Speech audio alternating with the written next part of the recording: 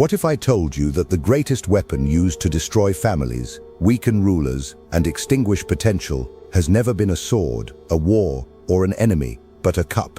What if I told you that the most effective way to dismantle a man's wealth is not to defeat him in battle, but to hand him a drink and let him defeat himself? They call it celebration, they call it escape, they call it fun. But the truth, my friend, is that the world has merely disguised decay as pleasure. A man who drinks poisons his mind long before the bottle touches his lips, because the first sip begins not with alcohol, but with the illusion that he needs it. And what follows is far worse than a single act of destruction. It is suicide on the installment plan, a slow surrender paid for day by day until the debt finally comes due when he least expects it. And by then, the man who once held power has already been conquered, not by another, but by himself. Alcohol is not a drink. It is an instrument of control. Throughout history, it has served as the silent executioner of greatness. The Romans gave their enemies wine before negotiation. The Persians trusted decisions only when they were sober, for they understood that a drunk man's confidence is counterfeit. A mind clouded cannot scheme, cannot anticipate, cannot rule. And yet today, men drink not in defeat, but in celebration. They celebrate weakness as leisure. They toast to their own decline. I have seen emperors turn into jesters because they mistook numbness for peace. The cup dulls the instinct that warns you of danger, the edge that keeps your mind sharp, the calculation that keeps your enemies beneath you. Alcohol does not relax you. It relieves you of the very tension that makes you alert and dangerous. The seduction of alcohol lies in its false promise that it will silence the noise inside your mind. But the wise understand that noise is the signal of an active conscience, a restless spirit, a man still alive to his purpose. When you drink, you mute that signal. You tell your mind to sleep while your enemies stay awake. You train your body to love weakness disguised as relief. And the moment you find comfort in that relief, you lose your throne. The ruler who drinks to forget his burden will soon wake up to find his burden has grown teeth. The man who drinks to silence his thoughts forgets that those thoughts are the architects of his empire. He returns to his senses not refreshed but robbed of time, clarity, and will. In the morning, he will not remember the laughter of the night. He will only remember that he was once in control and is no longer. Do you know why tyrants tolerate taverns? Because they are cheaper than prisons. The man who drinks is already enslaved. He has no need for chains. He carries his own. The tavern is the perfect political tool. It gives the illusion of freedom while ensuring dependence. Alcohol manufactures obedience. It makes the ambitious content with mediocrity, the poor content with poverty, the conquered content with their conqueror. It replaces the fire of rebellion with the glow of intoxication. History's most cunning rulers understood this. A drunk population never revolts. The more they drink, the less they think. The less they think, the easier they are to rule. Every empire that wished to endure made sure its people had endless entertainment and endless liquor. Distract them, numb them, they will never see their own chains. A man's power depends on his capacity for restraint. Alcohol annihilates restraint. It whispers lies in the tone of freedom. Be yourself, it says, as it dismantles your self-command. You believe you are more honest when you drink. In truth, you are more exposed. Your secrets slip out between slurred words. Your ambitions are revealed to those who would use them against you. Your dignity dissolves with your discipline. It is no coincidence that betrayal often begins over a glass. Alcohol makes you transparent, and transparency is the death of strategy. The sober man watches, the drunk man talks, and in a world ruled by silence and perception, the one who talks first always loses. Observe those who drink often. Their eyes are dull, their laughter hollow, their confidence loud but empty. They mistake recklessness for courage, forgetting that true courage is calm. The bottle gives them a counterfeit sense of control, a fleeting illusion that evaporates by morning, replaced by guilt, regret, and fatigue. Their energy declines, their ambition decays, and their purpose erodes slowly, invisibly, until they wake one day unable to recall who they were before the bottle. Alcohol promises connection but delivers isolation. It promises confidence but breeds shame. It promises warmth but leaves the soul cold. It is the devil's perfect trade, pleasure now, power later. You must understand this. Every empire begins with a sober mind. Every revolution, every invention, every masterpiece was born from clarity, not intoxication. A sharp mind cuts through the fog of deception. A dull mind becomes part of it. The man who commands himself commands the world, and the man who cannot command his impulses will forever serve another's design. When you refuse the drink, you are not denying pleasure, you are preserving power. You are protecting the one asset that cannot be replaced, your clarity. Every sip steals a fraction of it. Every night you drink, the enemy gains a day. You cannot play the game of power blindfolded, yet that is what every drunk man does. He thinks himself free, while he staggers in circles, lost inside his own illusions. Alcohol is civilization's most accepted form of self-destruction. It wears the mask of culture, of celebration, of friendship. But strip away the music and the laughter, and what remains? Men trying to escape themselves. A society desperate to avoid silence because silence would reveal the emptiness beneath its pleasure. They drink because they cannot face the weight of consciousness. They fear the sober moment when they might meet their true reflection. But the strategist seeks that silence. The ruler needs that discomfort. For only in that raw, sober stillness can one see reality as it is, unfiltered, unforgiving, and true. To be sober is not to be deprived, it is to be awake in a world asleep. So remember this. The man who drinks believes he is escaping his problems, but in truth, he is watering them. Each sip grows them stronger until they tower over him. Alcohol does not erase pain, it delays it, and what is delayed multiplies. The ruler who delays confrontation invites ruin. The man who dulls his perception invites betrayal. And the world which feeds on the weak waits patiently for him to fall. The cup does not forgive, it collects debts with interest. Every drink is a loan from your future power, and one day the bill arrives. And that is the cruel genius of alcohol. It doesn't strike quickly like a sword. It corrodes slowly, like water seeping through stone. You do not notice the damage until the cracks have already spread through every part of your foundation. The drinker does not fall overnight. He decays in silence. His decline is elegant, gradual, civilized. He laughs while it happens. He posts pictures of it. He calls it relaxation, celebration, culture. But what he is truly celebrating is his own erosion, culture. But what he is truly celebrating is his own erosion. The body weakens first, then the mind, then the will. The tragedy is that by the time he sees it, he no longer has the strength to stop it. Alcohol transforms men of vision into men of excuses, kings into jesters who beg for their next illusion. It is not the drink that ruins him, it is the dependence it conceals. Dependence is the real crime. Power cannot coexist with dependence. A ruler must be bound to nothing but his purpose. Yet the drinker, in his false freedom, becomes a slave to rhythm, weekends, parties, gatherings, rituals of weakness repeated until they become identity. He does not say, "I drink." He says, "I am the kind who drinks." And so he binds his ego to his poison. A wise man detaches his identity from his indulgences. A fool decorates his cage and calls it personality. The world applauds his balance, his good time. But balance is a lie when the scale is tilted by addiction. The sober man is feared because he is unreadable. The drunk man is loved because he is predictable. And in a world of manipulation, predictability is death. The sober man walks into a room and feels everything. He senses envy, deceit, attraction, hostility. He navigates the unseen like a general studying terrain. The drunk man walks into the same room and feels nothing. He is blind to betrayal, deaf to warning, and numb to intuition. Alcohol disconnects you from the currents of power flowing through human interaction. It strips you of the ability to read the battlefield. While you laugh and relax, the observant watch you reveal your weaknesses. You are not enjoying yourself, you are being studied, you are being measured. Your rivals smile because they know something you have forgotten, that the man who cannot master himself cannot master anyone. Imagine a general before battle, his soldiers restless, his fate uncertain. Now imagine him taking a drink before the march, to ease the nerves. Would you trust him with your life? Would you follow him into the storm? A man who dulls his fear instead of mastering it has already surrendered. Alcohol does not remove fear, it only blinds you to its message. Fear is not the enemy, it is information. It tells you what matters, where danger hides, what deserves your preparation. When you drink to escape it, you forfeit the very intelligence that survival demands.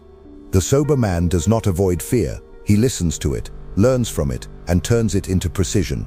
The drunk man ignores it and walks into traps smiling. This is why empires fall not from invasion, but from indulgence. There is a reason why great strategists, conquerors, and thinkers treated alcohol as a tool, not a companion.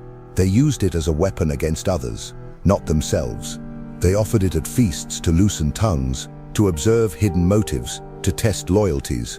They watched men drown their discretion in celebration and quietly took notes. To Machiavelli, weakness is not only visible, it is predictable. The man who must drink to feel free has already revealed where to strike. For once you know a man's indulgence, you know his price. That is why rulers never expose their vices in public. The moment you display what enslaves you, your enemy has found your leash. You see, alcohol is not merely poison for the body, it is poison for your myth. Every man of power cultivates a myth around himself. His silence becomes sacred, his composure becomes legend, but alcohol cracks that illusion. It turns mystery into noise, grace into clumsiness, control into chaos. The man who once commanded a room with a glance now stumbles through words and gestures. His myth evaporates, replaced by memory of his weakness, and people do not forget weakness. They pretend to forgive it, but it remains in their subconscious, reshaping their respect. They no longer see a lion, they see a man pretending to roar. The cost of that is immeasurable, because power, once humanized, is never feared the same way again. Consider the subtle cruelty of this exchange. The bottle promises relief from the pressure of maintaining power. It tells the weary man, take a break, you deserve it. But that break is a fracture. One moment of indulgence becomes a pattern of compromise. The drinker begins to say, just tonight, just this once, just to unwind. These are the whispers of decay disguised as reason. Every empire falls with those same words. Just once. The destruction of self always begins with negotiation, and no man can negotiate with poison and win. It waits, it listens, it knows your weakness better than you do. If you wish to see the true danger of alcohol, look not at the drunk, but at the man who drinks occasionally, the man who tells himself he is in control. For him, alcohol is not addiction, it is insurance against emotion. He uses it to escape thought when thought becomes unbearable. He uses it to create illusion when reality becomes too clear. But when you train your mind to retreat at the first sign of discomfort, you weaken the muscle that rules the world, endurance. The sober mind endures its storms, the drunk mind hides from them, and a man who hides from storms will never command the sea. And that is how alcohol turns strength into softness. Quietly, invisibly, without resistance. It convinces men that softness is safety, that the edge of awareness is something to dull, not sharpen. But the truth is this, your edge is everything. It is what separates the disciplined from the distracted, the rulers from the ruled. Every sip dulls that edge a little more, until one day you cannot tell when you've been insulted, when you've been outmaneuvered, when you've been used. You start mistaking apathy for peace. You call your decline balance. You say you are enjoying life, not realizing life is enjoying you, devouring you slowly. Through pleasure you no longer question. The man who cannot sit alone in silence without seeking a drink has already admitted he is not in command of himself. He does not crave alcohol, he craves escape from his own reflection. And that, my friend, is the beginning of moral decay. Alcohol seduces you not with power, but with permission. It whispers, you've worked hard, you deserve this. That is its most dangerous lie. For power does not reward indulgence, it demands abstinence. The king who indulges too much in luxury forgets his hunger, and a king who forgets his hunger invites rebellion. The strategist must learn to love denial. There is strength in wanting and not giving in. There is dominance in saying no to yourself when every voice around you says yes. But when you drink, you reverse that dynamic. You reward yourself for existing, not for achieving. You trade the satisfaction of mastery for the convenience of momentary pleasure. And every time you yield to that convenience, you rewrite your character to expect reward without conquest. Slowly, you become your own enemy's apprentice. Think about the men who built civilizations, the generals, the poets, the inventors, the prophets. They all had one thing in common, a willingness to face reality without anesthesia. They endured the full intensity of existence, the boredom, the pain, the fear, the uncertainty, and in doing so, they discovered clarity. They didn't need to escape the human condition, they mastered it. But modern man, weak and overstimulated, cannot tolerate stillness. He runs from his thoughts as if they were assassins. He seeks relief in the bottle, not realizing that relief is the enemy of greatness. A mind that cannot handle discomfort will never handle destiny. Alcohol is not leisure, it is surrender disguised as sophistication. When you are sober, life is vivid. Every detail becomes intelligence. You notice the smallest changes in a person's tone, the faint hesitation before a lie, the flicker in their eyes when they are plotting. You see the hierarchy in every room, the hidden alliances, the quiet power plays. You move like a ghost through the battlefield, unseen but aware. That is what clarity gives you. But when you drink, you dim that vision. You dull the very senses that keep you alive in a world ruled by perception. The man who loses perception loses advantage. And when you lose advantage, you lose control. Alcohol convinces you that the night is yours, but in truth, the night belongs to those who stay awake. Every empire that fell did so under the illusion of safety. The walls stood tall, the guards were posted, the music played. Inside, the rulers drank to their own invincibility, blind to the cracks forming beneath their feet. Alcohol creates the same illusion within a man. He feels untouchable, relaxed, certain that everything is fine. That false certainty is lethal. It blinds him to the slow decay of his discipline. And discipline, once lost, is not easily rebuilt. It is the spine of power. Break it once, and the body collapses no matter how strong the arms appear. The bottle offers a moment of comfort, but extracts decades of potential. It promises ease, but demands submission. A sober man, in contrast, is feared. His restraint unsettles people. His control exposes their chaos. They call him boring, rigid, arrogant, because his existence reminds them of what they've lost. They will try to hand him a drink not to include him, but to dilute him. Misery seeks company, but weakness seeks permission. If you refuse the drink, you remind others of their lack of control, and so they resent you, not because you are wrong, but because you are free. Understand this. Sobriety is not merely abstaining from alcohol. It is declaring war on dependence itself. It is telling the world, you cannot seduce me with escape. That is the foundation of sovereignty. There is a silence that only the sober know, the silence of an untamed mind at peace with itself. In that silence, you begin to see the architecture of power. You understand that the world belongs not to the entertained, but to the disciplined. The drunk man wakes up asking for more comfort. The sober man wakes up seeking more control. And control is the purest form of pleasure there is. It is not loud or intoxicating, it is calm, deliberate, divine. The sober mind sees beauty in focus, ecstasy in composure, victory in restraint. That is the true intoxication, the clarity that no substance can replicate. The world fears a sober man because he cannot be bought, distracted, or deceived. He is dangerous precisely because he feels everything and still chooses command. The moment you take control of your desires, you take control of your life. And make no mistake, alcohol is a desire, one that robs you of control the moment you yield to it. You see, power does not lie in indulgence, it lies in your ability to resist it. The man who refuses the drink refuses not just alcohol, but the weakness it represents. The king who governs with restraint governs with dignity. The ruler who controls his impulses controls the world around him. There is a profound, almost mystical power in the ability to deny yourself. It is a power few men will ever know, because few are willing to embrace the struggle it demands. The drunk man surrenders to that struggle. He believes the fight against his own weakness is too much to bear. But the sober man knows something far more valuable, that every battle fought within and won builds a fortitude the world cannot destroy. Think of the greatest rulers of history, whether they were kings, emperors, or visionaries.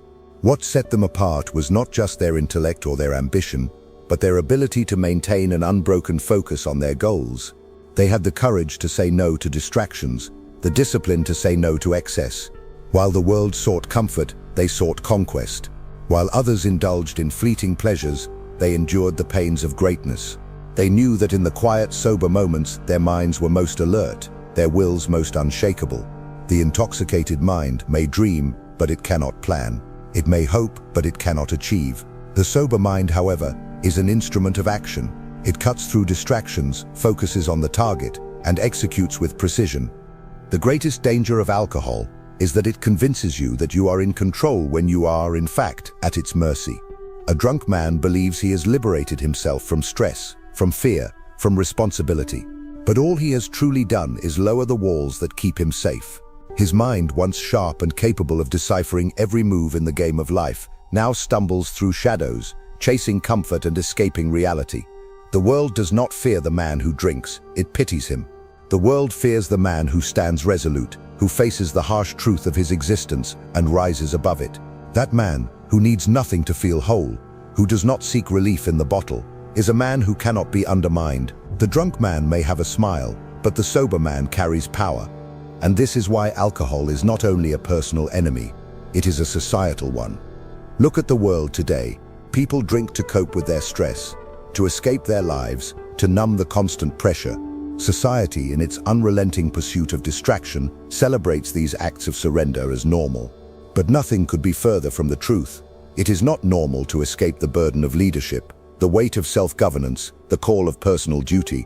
Every time you reach for that drink, you are not embracing freedom, you are abandoning it. You are taking the path of least resistance, the way of the weak, the cowardly, and the world will reward you with precisely what you seek: more mediocrity, more comfort, and less power.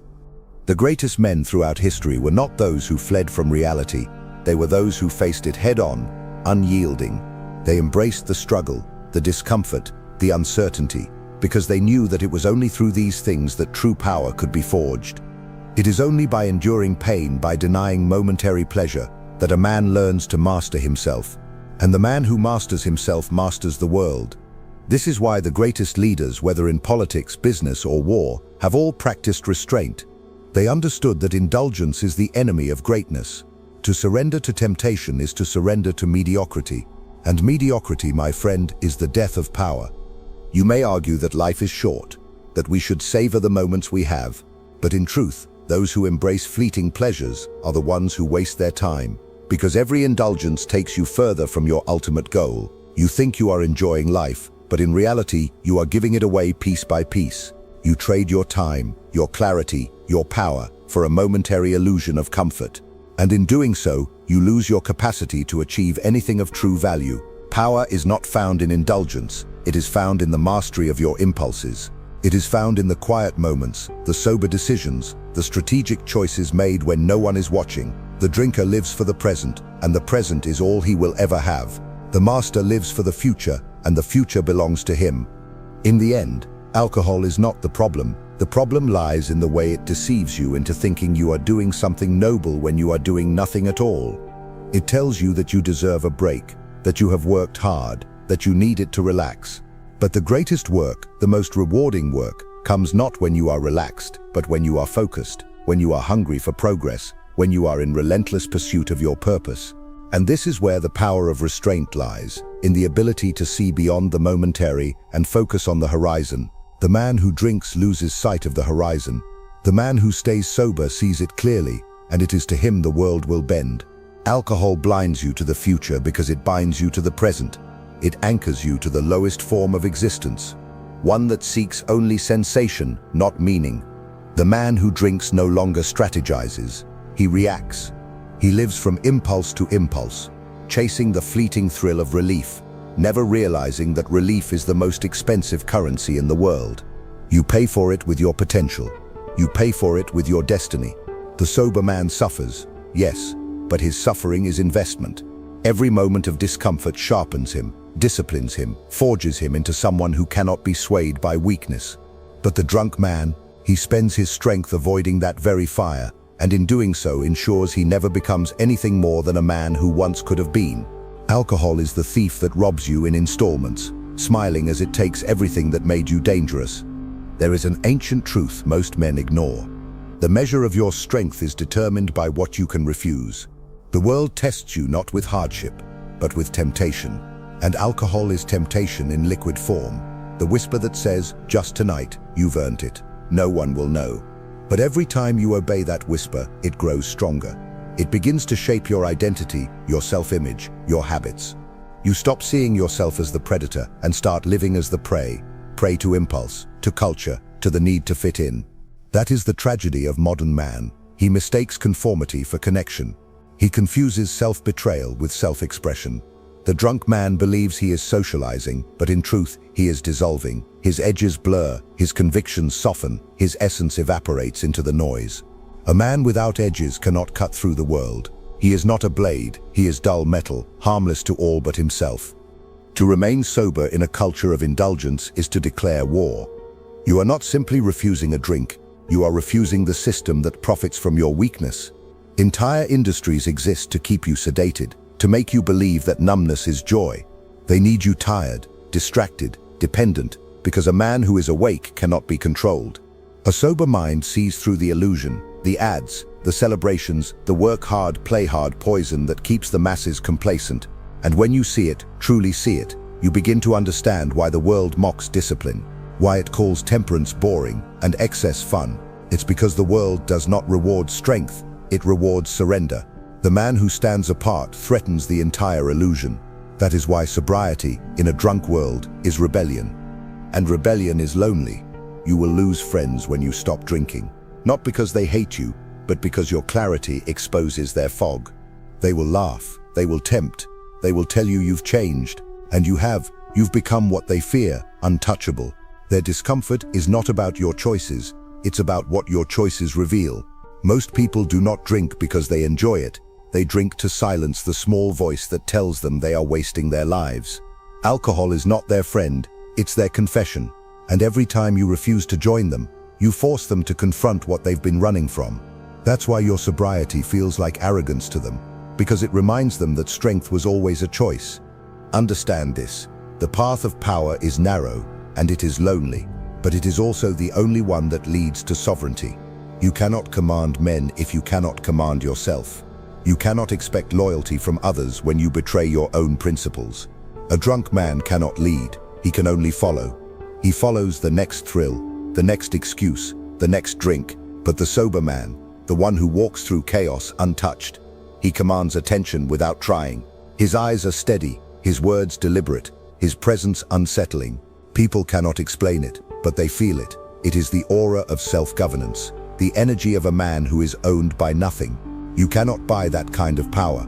You can only earn it, sip by sip, temptation by temptation, refusal by refusal. Alcohol is the great equalizer of men. It makes the strong weak, the sharp dull, the ambitious lazy. It strips away hierarchy until everyone in the room is equally useless. It promises connection but delivers chaos. It promises confidence but creates dependence. And dependence is the silent executioner of destiny. For how can you rule your world when you cannot even rule your appetite? Every drink you take sends a signal to your subconscious that comfort is more important than control. Repeat that enough times and you will live it. You will start compromising in other ways, in your goals, in your relationships, in your discipline. You will drink not just with your mouth, but with your time, your energy, your attention. The bottle will be empty, but you will keep pouring, your focus, your will, your future, until there is nothing left. If you want to know the true cost of alcohol, do not look at the drunk in the gutter. Look at the man who could have been great, the one who almost made it, who had the vision, the talent, the fire, but traded it for nights he can't even remember. That is the tragedy. Alcohol does not destroy men immediately. It erodes them quietly. It doesn't kill potential in a blaze of ruin. It smothers it in laughter, in toasts, in the illusion of belonging. And the saddest part, the man never realizes when it happened. He wakes up one morning with a soft body, a dull mind, and a spirit that no longer hungers. He tells himself he's grown up, but he hasn't matured, he's merely settled. And in settling, he has died standing up. There is a terrifying truth most men will never face. Alcohol does not simply dull your mind, it rewrites it. With each drink, it teaches your brain that avoidance is wisdom, that comfort is victory, that escape is survival. And soon, even when you are sober, those lessons remain. You begin to live as if the world owes you ease. You stop seeking challenge, stop chasing mastery, and start organizing your life around the avoidance of pain. That is how alcohol wins, by turning lions into sheep long after the bottle is gone. You think you are recovering. In truth, you are still obeying the rhythm it carved into your mind. The addiction is no longer chemical, it is psychological. It has made you forget that struggle is sacred, that discomfort is the forge of greatness, that pain, when endured with clarity, purifies the soul. The sober man sees pain as a teacher. The drunk man sees it as an enemy. And this difference determines everything. The man who welcomes pain becomes unbreakable because he no longer fears it. He sharpens himself against the grindstone of life, forging his identity in the heat of discomfort. But the man who avoids pain becomes fragile. His confidence depends on circumstances, on substances, on external validation. He cannot sit alone with his thoughts without needing a distraction. That is the greatest poverty a man can suffer. Not the lack of money, but the lack of command over his own mind. Alcohol promises escape, but in truth, it is a return to slavery. It binds you not with chains of iron, but with chains of comfort. And comfort is the most dangerous prison because it feels like freedom. Ask yourself this: who profits from your weakness? The bar owner, the corporation, the system, they all do. They sell you poison and call it celebration. They market decay as leisure. They have learned what tyrants always knew, that a distracted man will never revolt. If you want to control a population, you don't need soldiers, you need bartenders. You don't need violence, you need pleasure. Give men just enough comfort to dull their ambition, and they will police themselves. Alcohol is the perfect tool for that. It keeps you docile, it keeps you agreeable, it keeps you believing that the slow destruction of your potential is a lifestyle. They will never warn you about this, because the drunk man is the easiest to rule. He has no clarity, no memory, no rebellion left in him. He is the citizen every system dreams of, obedient, numb, and blind. And yet the sober man, he is the one they cannot predict. He is the variable the system fears. For a sober mind is a dangerous mind. It sees manipulation where others see entertainment. It detects propaganda in celebration. It hears the whispers of control behind every advertisement that says you deserve to relax. He does not need to numb himself, because he understands that stillness and silence are his allies. He uses them to plan, to reflect, to grow sharper. He does not seek distraction because he has already chosen his obsession. And that obsession, whether empire, art, mastery, or self-conquest, is what makes him untouchable.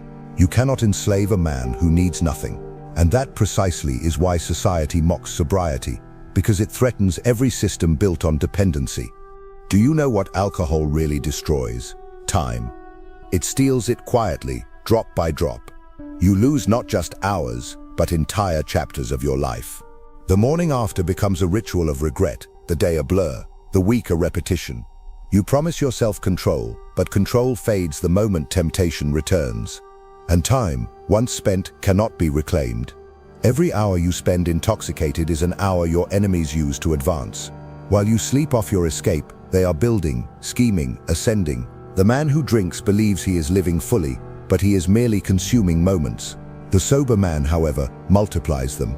He stretches time through awareness, through intentionality, through mastery. That is the great irony. The drunk thinks he's escaping reality, while the sober man learns to bend it. To live sober is to live awake. It is to see the machinery of the world turning, to recognize the silent forces shaping men's destinies. It is not always pleasant. Awareness never is, but it is real. And reality, no matter how harsh, is the only ground upon which empires are built. The drunk man builds castles in the air and wonders why they collapse. The sober man lays stone upon stone, patiently, relentlessly, until one day his fortress stands unshakable. There is no glory in intoxication, only escape. There is no honor in avoidance, only delay, and delay is death. Every time you drink, you postpone your ascension. You tell the world, I will not rise today. You trade destiny for distraction, legacy for laughter, sovereignty for sedation. The cruelest part is that alcohol doesn't simply destroy you. It convinces you to destroy yourself willingly. It wraps poison in beauty. It makes you raise your own glass to your downfall. It teaches you to smile while you fade. That is the tragedy of modern man. He drinks to feel alive, not realizing he is celebrating his own decay.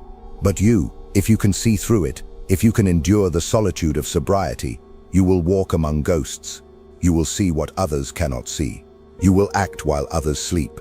And one day, when the world finally wakes, they will call you lucky. But luck has nothing to do with it. It will be the result of one decision made long ago, to stay awake while everyone else was dreaming. And in staying awake, you will begin to see the pattern. Every fallen man believed he was the exception. Every ruined genius thought one drink would not matter. Every collapsed empire began not with betrayal from others, but betrayal of self. The first compromise always seems harmless.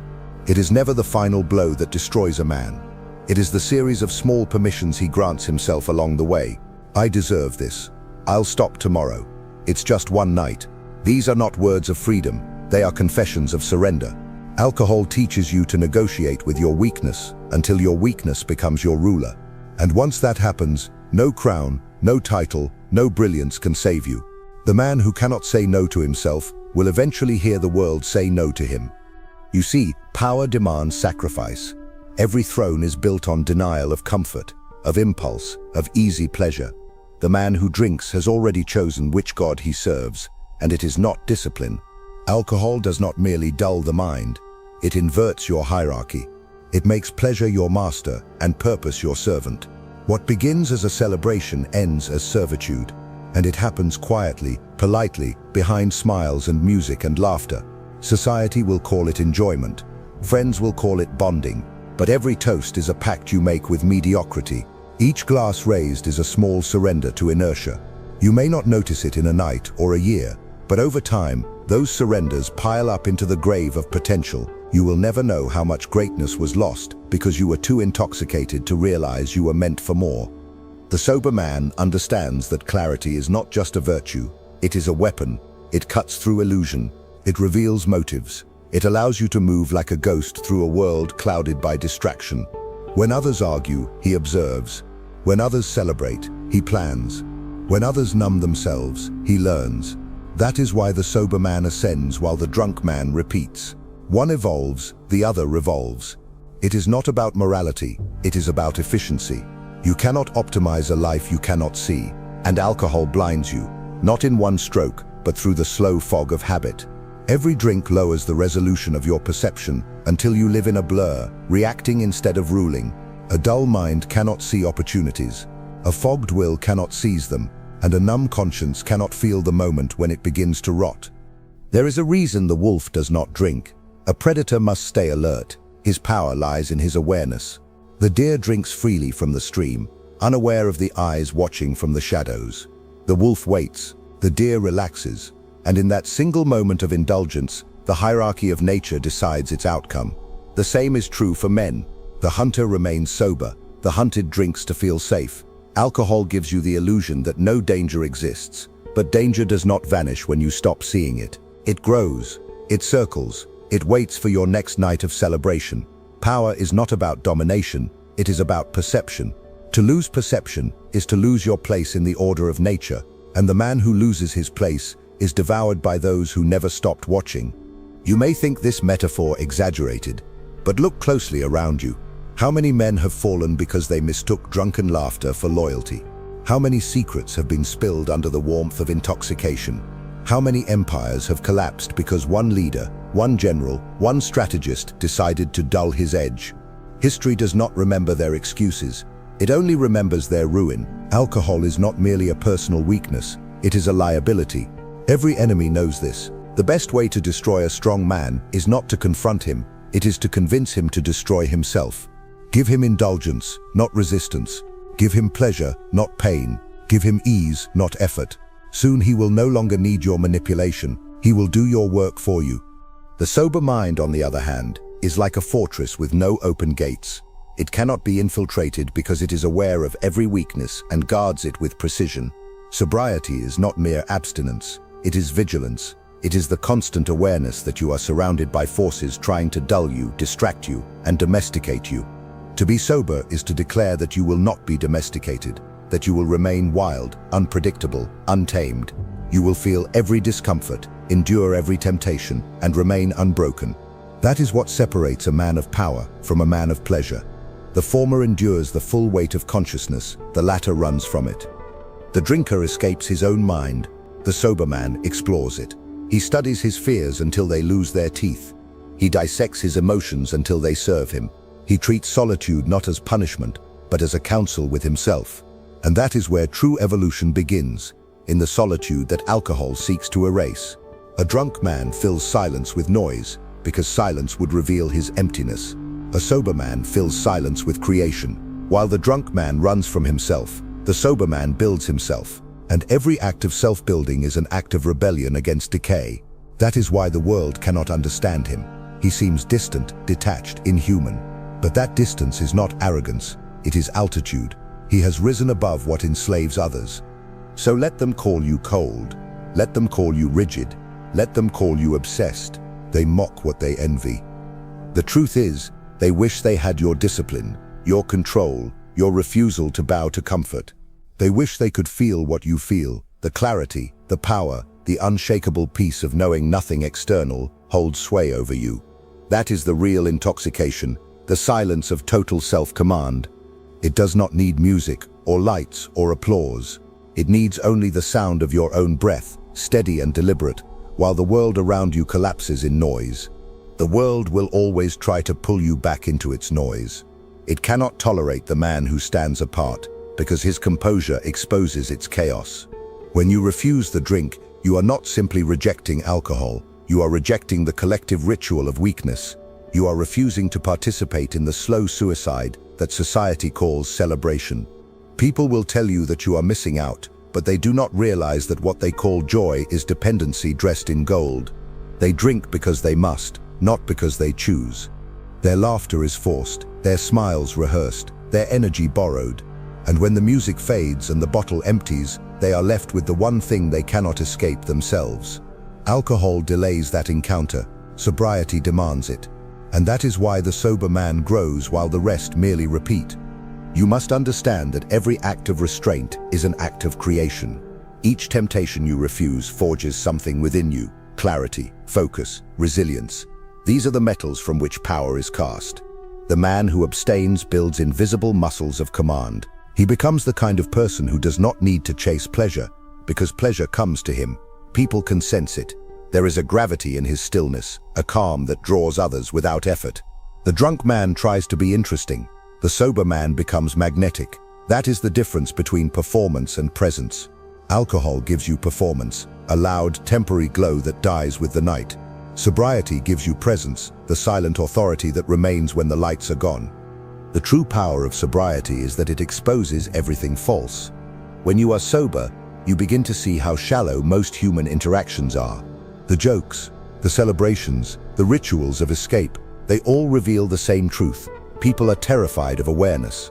They do not fear death, they fear consciousness. To feel fully alive, to think deeply, to face the mirror of truth, these are unbearable for those who have not built the strength to endure themselves. And so they drink, not for joy, but for amnesia.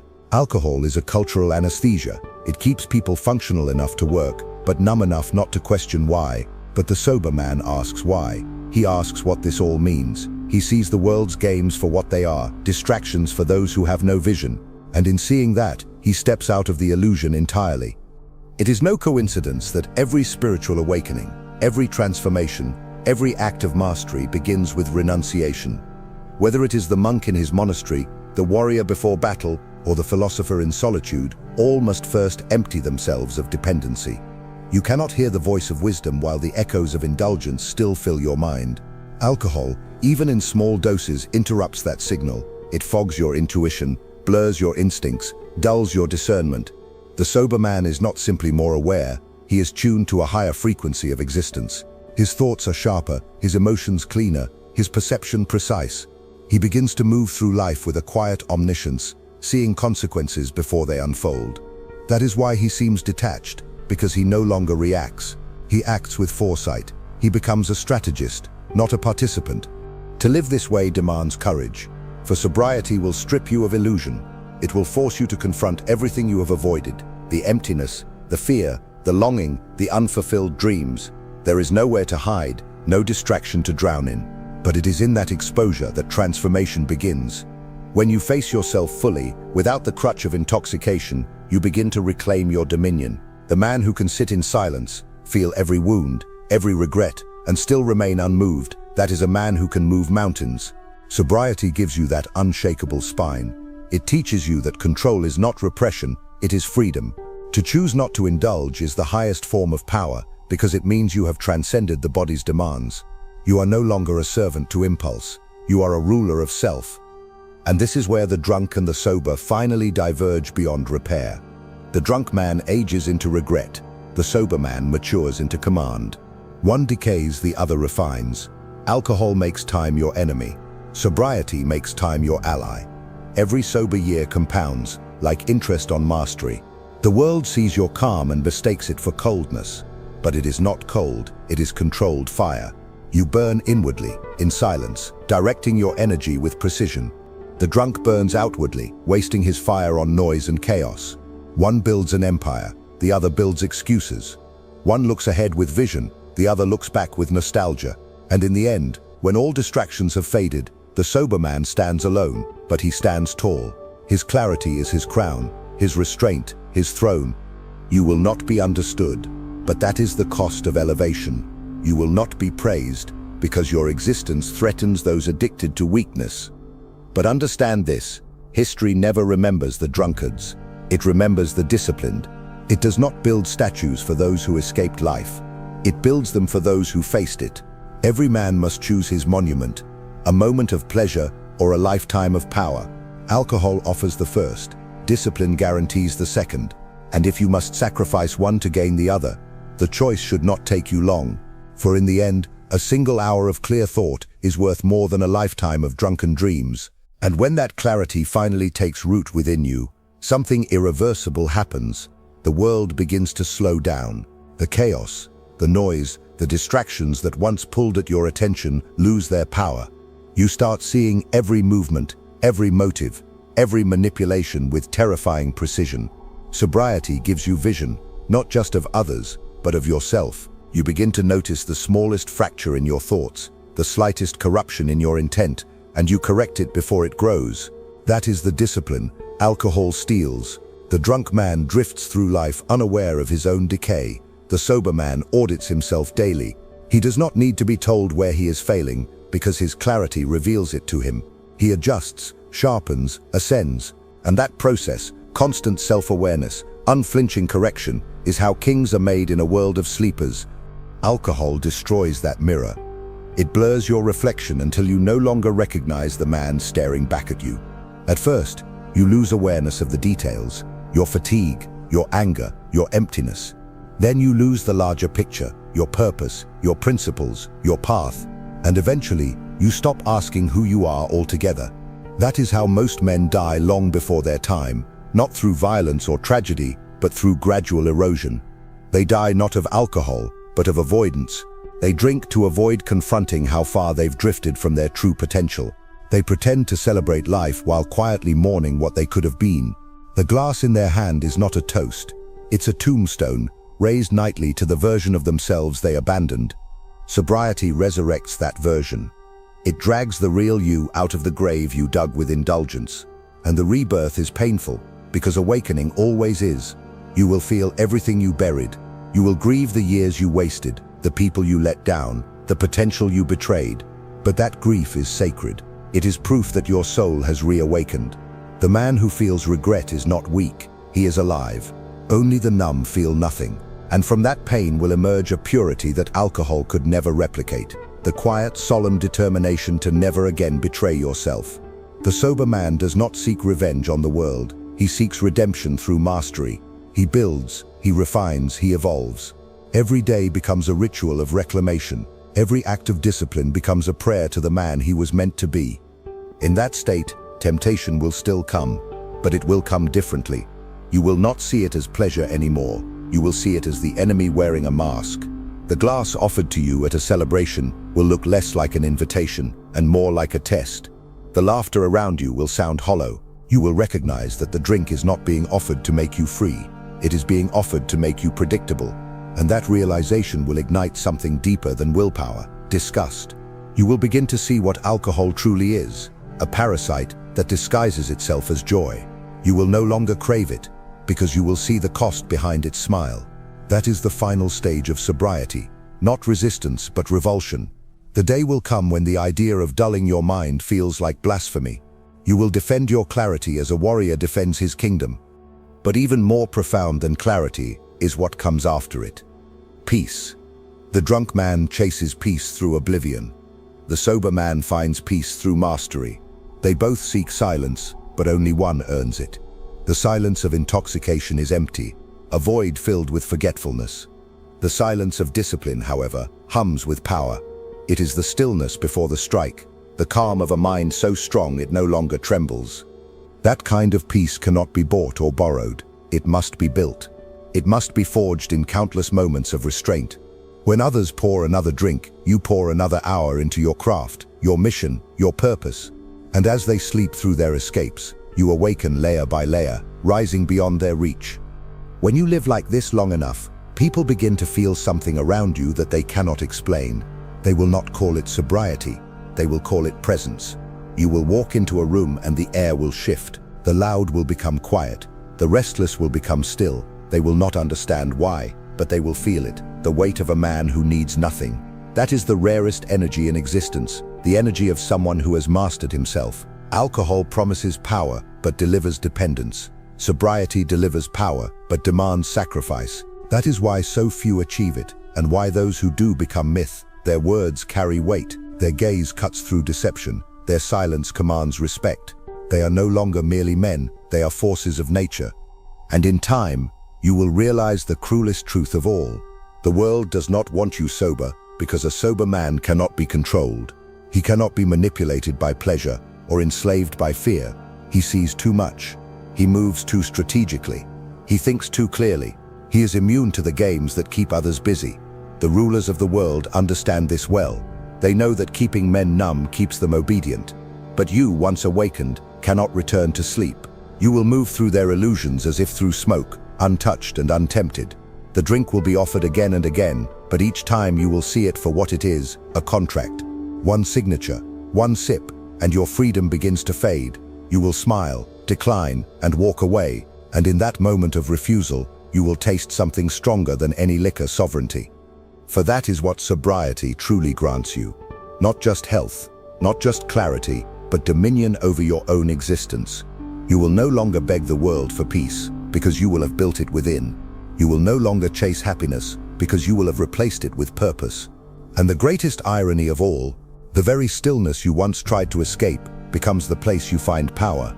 You will look back on the man who drank to feel alive and pity him, because you will finally understand he was not living, he was dying in slow motion.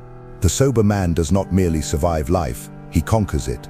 And when you finally conquer life, when your mind becomes so clear that even your thoughts move like soldiers obeying your command, you will understand why the world fears sobriety. A sober man cannot be persuaded by chaos. He is immune to false urgency, to emotional manipulation, to the soft lies of pleasure. He sees through them all with surgical precision. His calm is not apathy, it is supremacy. He no longer reacts, he dictates. And that is what alcohol was designed to destroy, your sovereignty over yourself. For the man who governs his impulses, who stands unshaken before temptation, becomes untouchable. He is no longer moved by the winds of weakness or the storms of emotion. He becomes what every empire secretly dreads, a man who cannot be controlled. This is why sobriety is not simply abstinence, it is rebellion. It is the refusal to be conquered by pleasure, by habit, by the invisible strings that guide lesser men. The sober man walks through a drunk world as if through a battlefield of illusions.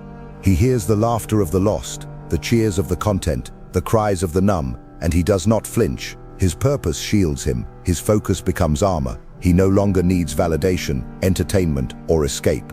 The silence that others flee from has become his throne room. The stillness that terrifies the masses is where he draws his strength. He has found the truth hidden in plain sight, that the absence of intoxication is not deprivation, it is divine power. Every sober breath is a reminder that he owns himself completely. You must understand, the world will tempt you until your last breath. It will not stop, because you have declared your allegiance to clarity. The forces that profit from your numbness do not sleep. They will come disguised as friendship, as celebration, as reward.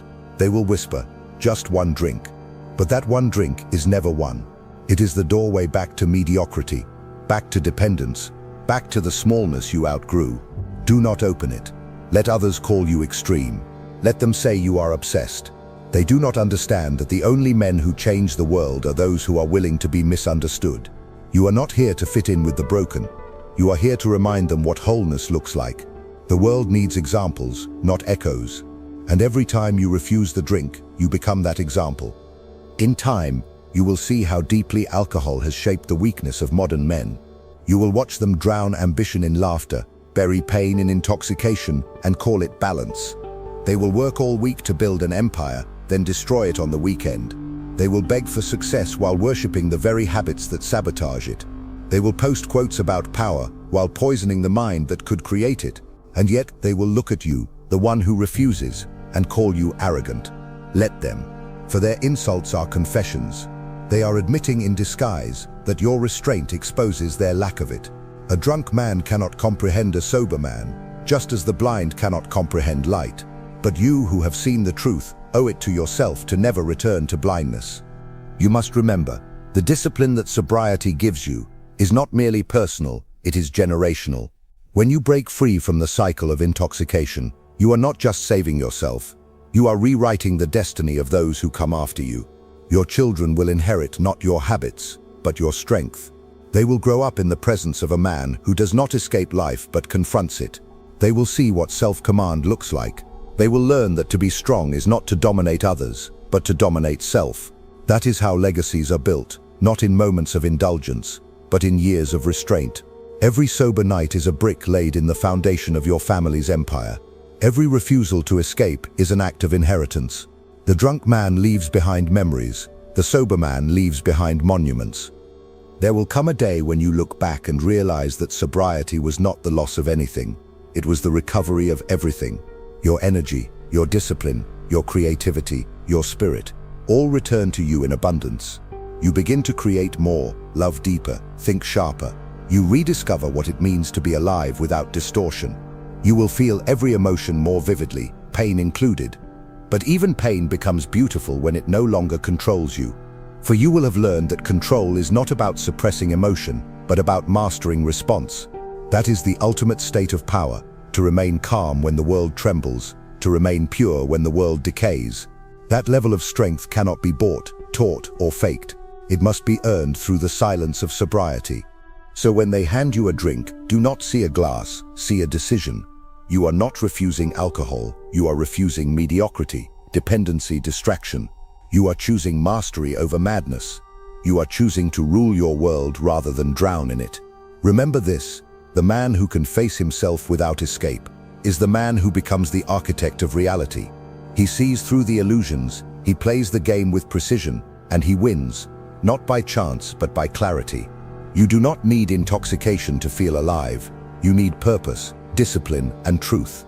That is the fire that never fades. The man who can stay sober in a world addicted to distraction does not live among men, he reigns above them.